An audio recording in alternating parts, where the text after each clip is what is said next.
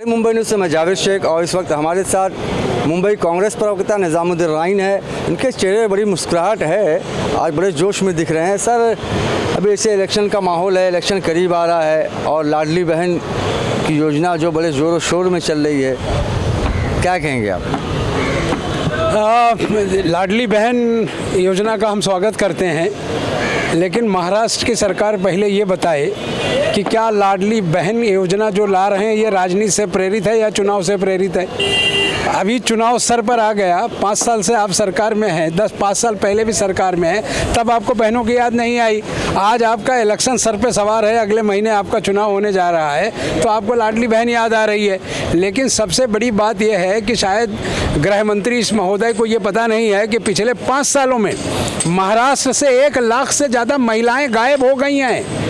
FIRs भी हैं और उनकी मिसिंग की कंप्लेन है। सरकार क्या कर रही है, पहले बताए कि हमारी वो बहनें जो महाराष्ट्र से 1 लाख गायब हुई वो कहाँ हैं, उन पर लाडली बहना क्यों नहीं, उस पर भाई जो है उनको प्यार मोहब्बत क्यों नहीं आ रहा है कि उनकी बहनों को खोज कर उनके घरों तक वापस करें। तो ये राजनीति से प्रेरित है।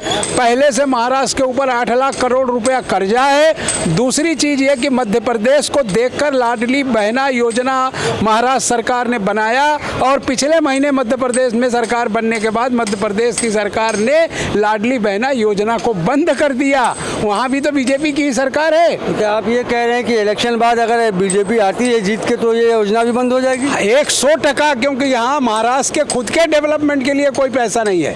8 लाख करोड़ रुपया ऑलरेडी महाराष्ट्र सरकार के ऊपर पहले से लोन है और ये भी कहीं से कर्ज लेके ही उनकी देने की स्कीम है, क्योंकि इसीलिए महाराष्ट्र में चुनाव की डेट बढ़ा दिया उन्होंने। जिस डेट में 2 राज्यों के पहले और 2 राज्यों के बाद मिलाकर 4 राज्यों के चुनाव होने वाले थे, उसमें से 2 राज्यों को करके 2 राज्यों को आगे बढ़ाने का मकसद यही है कि उसमें पैसा डालकर बहनों को वोट खरीदा जाए।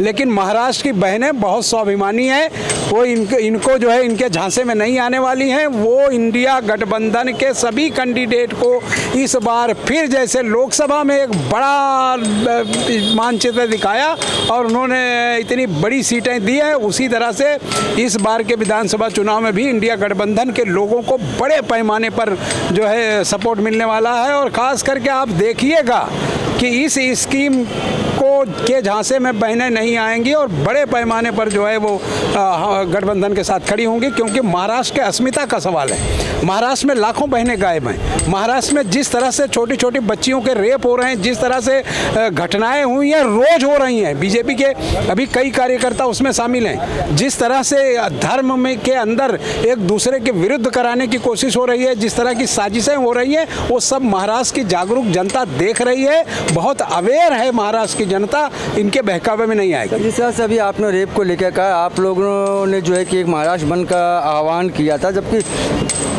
हाई कोर्ट का ऑर्डर आ गया तो आप लोगों ने उसको स्थगित कर दिया। तो क्या इसके लिए आप आने वाले दिनों में सुप्रीम कोर्ट मूव करेंगे? बिल्कुल करेंगे। इस बार ही सुप्रीम कोर्ट जाते, लेकिन वक्त बहुत कम था। दूसरी चीज़ ये कि हम लोग संविधान की बात मानने वाले लोग हैं। हमें लगा कि अगर हमको माननी हाई कोर्ट अगर हमको परमिट नहीं कर रही है तो हमने उसको धरने में बदल दिया और हाथ में पट्टी लगाकर, काली पट्टी लगाकर पूरे राज्य में हमने उस चीज़ का विरोध किया।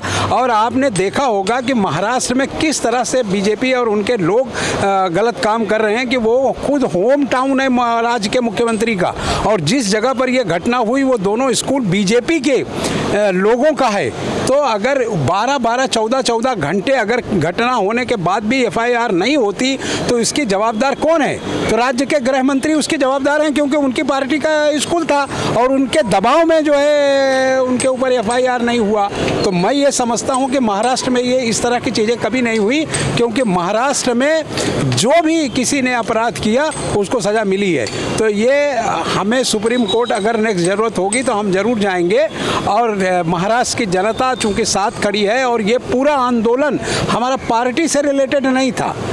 पार्टी चूँकि हम लोग भी समाज में रहते हैं, तो जो लोग आंदोलन कर रहे थे उनके साथ हम लोग भी जुड़े थे, लेकिन पूरा आंदोलन जनता का था। जनता बहुत गुस्से में है, जनता न्याय चाहती है, जनता चाहती है कि उसके साथ जजमेंट हो। धन्यवाद आपका। तभी कोई पार्टी से रिलेटेड नहीं था, ये हम भी समाज में आते हैं, ये हमारा भी फ़र्ज़ बनता है कि अगर कुछ गलत होता है तो हम उसके खिलाफ आवाज़ उठाएं। और जिस तरह आंदोलन को लेकर हाई कोर्ट का ऑर्डर आया था, आगे जाके ये लोग जो है कि उसके लिए जो है कि सुप्रीम कोर्ट मूव करेंगे। कैमरामैन वसावले के साथ मैं जावेद शेख, प्रहारी मुंबई से।